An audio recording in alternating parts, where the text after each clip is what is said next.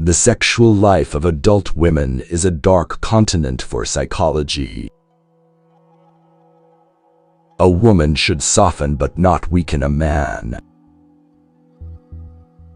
Love and work, work and love. That's all there is. When a love relationship is at its height, there is no room left for any interest in the environment. A pair of lovers are sufficient to themselves.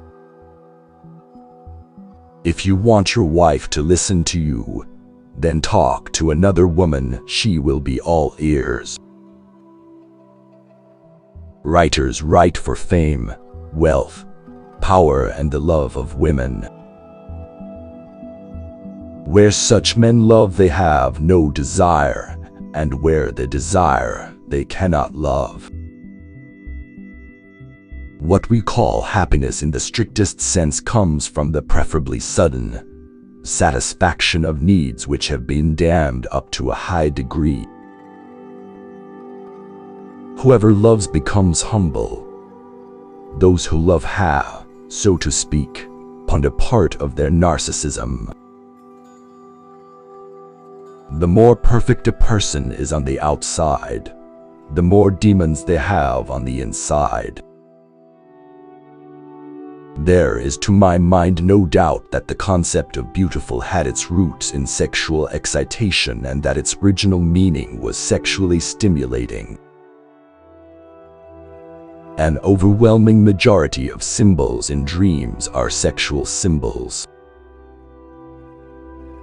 Much of our highly valued cultural heritage has been acquired at the cost of sexuality. Love cannot be much younger than the lust for murder. The great question that has never been answered, and which I have not yet been able to answer, despite my 30 years of research into the feminine soul, is what does a woman want? Sexuality is the key to the problem of the psychoneurosis and of the neuroses in general. No one who disdains the key will ever be able to unlock the door. The behavior of a human being in sexual matters is often a prototype for the whole of his other modes of reaction in life. When a man is freed of religion, he has a better chance to live a normal and wholesome life. Toward the person who has died, we adopt a special attitude, something like admiration for someone who has accomplished a very difficult task. The woman who refuses to see her sexual organs as mere wood chips designed to make the man's life more comfortable is in danger of becoming a lesbian, an active, phallic woman, an intellectual virago with a fire of her own. The lesbian body is a particularly pernicious and depraved version of the female body in general. It is susceptible to autoeroticism, clitoral pleasure, and self-actualization. The game replaces sexual enjoyment by pleasure in movement. Homosexuality is assuredly no advantage, but it is nothing to be ashamed of, no vice, no degradation. It cannot be classified as an illness. Life as we find it is too hard for us. It entails too much pain, too many disappointments, impossible tasks. We cannot do without palliative remedies. The pleasure principle long persists, however, as the method of working employed by the sexual instincts, which are so hard to educate, and starting from those instincts, or in the ego itself, it often succeeds in overcoming the reality principle, to the detriment of the organism as a whole. The sexual wishes in regard to the mother become more intense, and the father is perceived as an obstacle to the. This gives rise to the Oedipus complex. We are never so vulnerable as when we love, and never so hopelessly unhappy as when we lose the object of our love. Those who have eyes to see and ears to hear will soon convince themselves that mortals cannot hide any secret. After all, we did not invent symbolism. It is a universal age-old activity of the human imagination. We know less about the sexual life of little girls than of boys. But we need not feel ashamed of this distinction. After all, the sexual life of adult women is a dark continent for psychology. The communal life of human beings had a twofold foundation: the compulsion to work, which was created by external necessity, and the power of love. In matters of sexuality, we are at present, every one of us, ill or well, nothing but hypocrites. Sexual morality, as society in its extreme form, the American, defines it, is contemptible.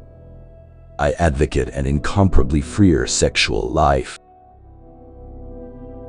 The transformation of object libido into narcissistic libido, which thus takes place, obviously implies an abandonment of sexual aims, a desexualtionation, a kind of sublimation, therefore.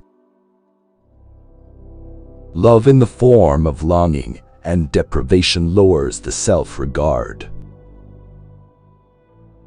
A love that does not discriminate seems to me to forfeit a part of its own value by doing an injustice to its object, and secondly, not all men are worthy of love. The wish to be able to fly is to be understood as nothing else than a longing to be capable of sexual performance. We must reckon with the possibility that something in the nature of the sexual instinct itself is unfavorable to the realization of complete satisfaction. Do you not know how uncontrolled and unreliable the average human being is in all that concerns sexual life? Unexpressed emotions will never die. They are buried alive and will come forth later in uglier ways. We choose not randomly each other. We meet only those who already exists in our subconscious.